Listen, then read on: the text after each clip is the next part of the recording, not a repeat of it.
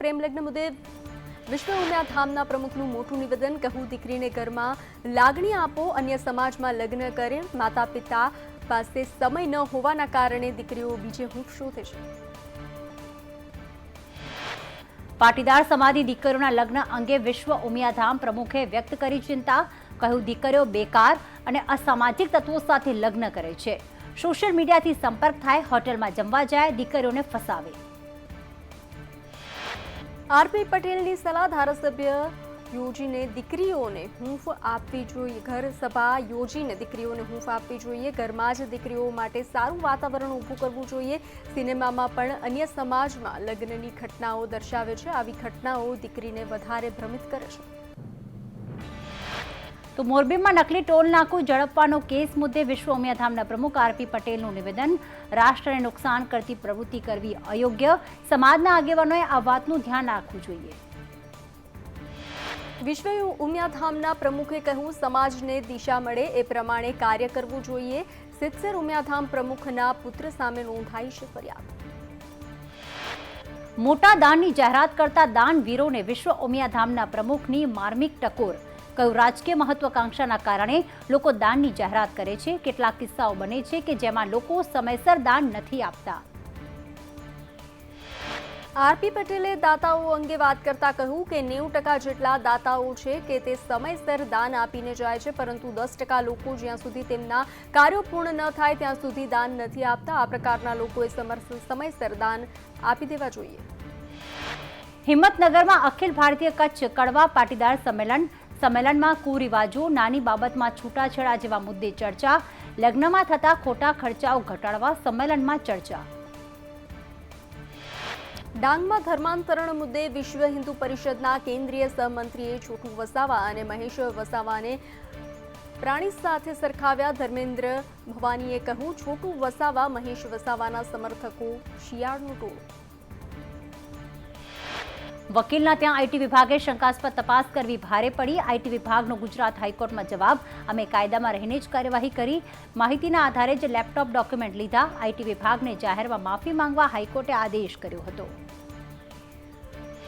અમદાવાદ જિલ્લા કલેક્ટર કચેરીમાં કલેક્ટરની અધ્યક્ષતામાં સંકલન સમિતિની બેઠક. અમદાવાદ શહેર અને જિલ્લાના એમએલએ બેઠકમાં હાજર. મહિલા ધારાસભ્યોની બેઠકમાં સૂચક ગેરહાજરી. ઓરડા ખેતીવાડી પોલીસ અધિકારી બેઠકમાં હાજર. શહેર અને જિલ્લાના તમામ પ્રશ્નો અંગે ચર્ચા. વીએમસીની પરીક્ષામાં તંત્રના પાપે પરીક્ષાર્થીઓને હાલાકી. સેવાની નાલંદા ઇન્ટરનેશનલ સ્કૂલમાં હોબાળો.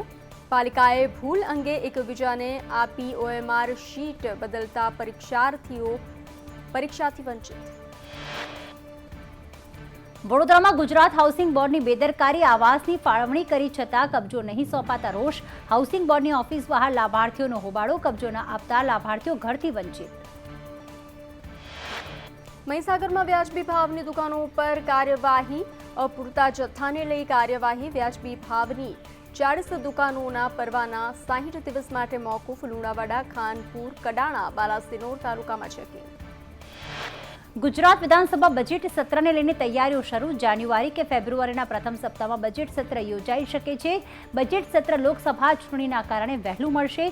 કેબિનેટ બેઠકમાં બજેટ સત્રની તારીખો થશે નિશ્ચિત. ગોધરા પાલિકાએ દુકાનોના ભાડા વધારતા રોષ.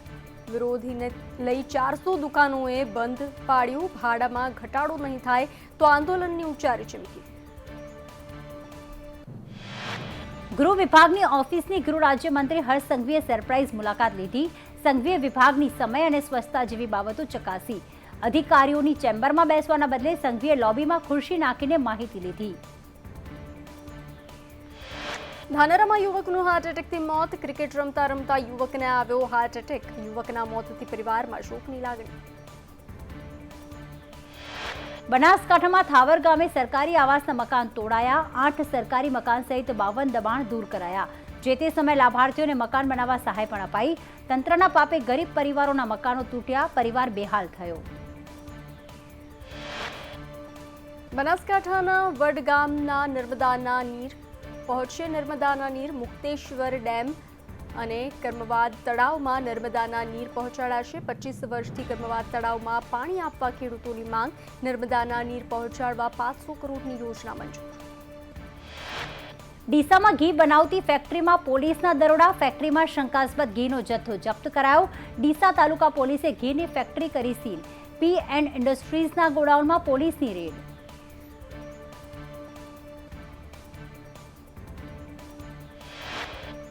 રાધનપુરમાં નર્મદા વિભાગનું કામ માત્ર કાગળ પર જ. ખેડૂતોએ જાતે જ કેનાલની સાફ સફાઈ કરી. કેનાલની સફાઈ જાતે કરી કેનાલમાં પાણી છોડ્યું.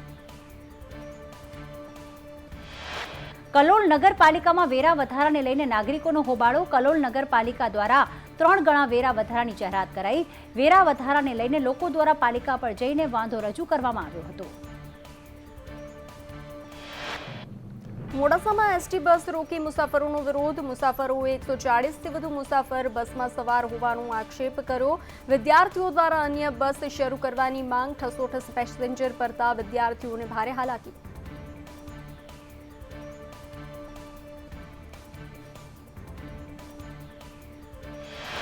ભાવનગરમાં દિવસે વીજળી આપવા ખેડૂતોની માંગ. ખેડૂતોએ સિંહોર PGVCLની કચેરીનો કર્યો ઘેરાવ. ટાણા, વાવડી, રાજપરા, ગુંદાળા ગામના ખેડૂતોમાં રોષ. રાત્રિના બદલે દિવસે વીજળી આપવા ખેડૂતોની માંગ. રાત્રે વીજળી આપવા ખેડૂતોને ભારે હાલાકી પડી રહી છે. ધોરાજીના માર્કેટિંગ યાર્ડમાં આજથી ડુંગળીની હરાજી શરૂ. ડુંગળીના મણના ભાવ 150થી 300 રૂપિયા સુધીના મળતા ખેડૂતો મૂંઝવણમાં મુકાયા. ખેડૂતોએ ડુંગળીની નિકાસ ચાલુ કરવા માંગ કરી. ખેડૂતોને પોષણક્ષમ ભાવ ન મળતા હાલાકી. સાવરકુંડલા APMCમાં ચોથા દિવસે પણ જાહેર હરાજી બંધ. APMC અને કિસાન સંઘની બેઠકમાં નિરાકરણ નહીં આવતા હરાજી બંધ.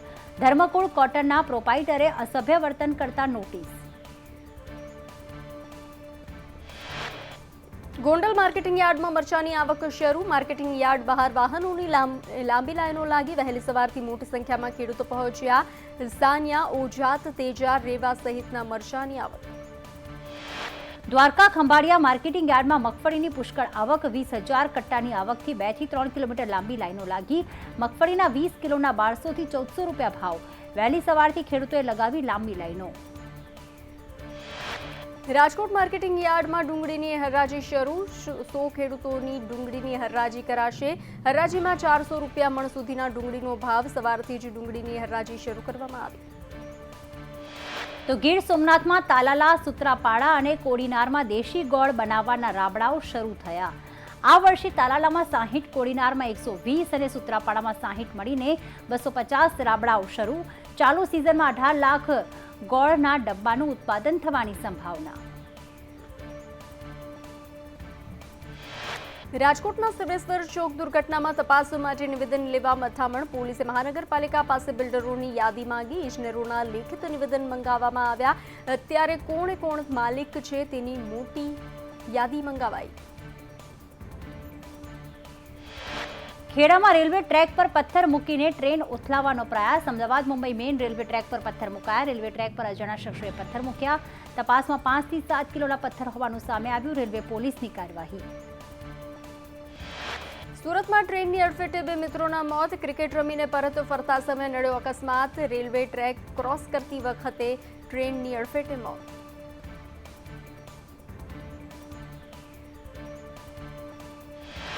ખેડામાં મહિલા આરોગ્ય કર્મીનો આપઘાત. અધિકારીઓના ત્રાસથી આપઘાત કર્યાની ચર્ચા. બદલીને લઈને ગળે ફાંસો ખાધું હોવાનું સામે આવી રહ્યું છે. સુરતમાં 5 વર્ષીય બાળકી પર પાડોશમાં રહેતા યુવકે દુષ્કર્મનો પ્રયાસ કર્યો. બાળકીએ બૂમાબૂમ કરતા માતા પિતા દોડી આવ્યા. માતા પિતાએ બાળકીને નરાધમના ચુંગલમાંથી મુક્ત કરાવી. પોલીસે યુવકને ઝડપી તપાસ હાથ ધરી. સુરતમાં વિઝા અને વર્ક પરમિટના નામે 21 લોકો પાસેથી 1 કરોડ પડાવ્યા. વેસુમાં કેનેડા, UK, USના વિઝાના નામે ઠગાઈ. આરોપી યુસુફ પઠાણની દિલ્હીથી ધરપકડ. પોલીસે આરોપીની પત્નીને વોન્ટેડ જાહેર કરી. સુરતમાં 10,000 માટે યુવકની ઘાતકી હત્યા. લાકડાના ફટકા મારી યુવકને મોતને ઘાટ ઉતારવામાં આવ્યો. પાંડેસરા પોલીસે 3 હત્યારાઓની કરી ધરપકડ. કેટરસનું કામ કરતા વિશાલ ગર્ગ નામના યુવકની હત્યા.